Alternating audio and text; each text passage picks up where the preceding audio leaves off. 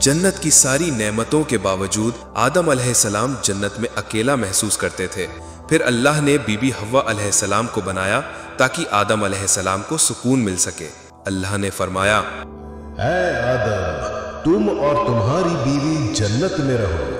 پھر جس جگہ سے چاہو تم دونوں کھاؤ، لیکن اس درخت کے پاس مت جانا ورنہ تم ظالموں میں سے ہو جاؤ گے۔ اور ابلیس نے پھر اپنی چال چلی اور وہ حضرت آدم علیہ السلام اور بی بی حوا کو بہکانے کے لیے ان کے پاس آیا اور ان سے قسمیں کھائیں کہ اگر اس درخت کے پاس جائیں گے اور اس کا پھل کھائیں گے تو فرشتوں میں شامل ہو جائیں گے۔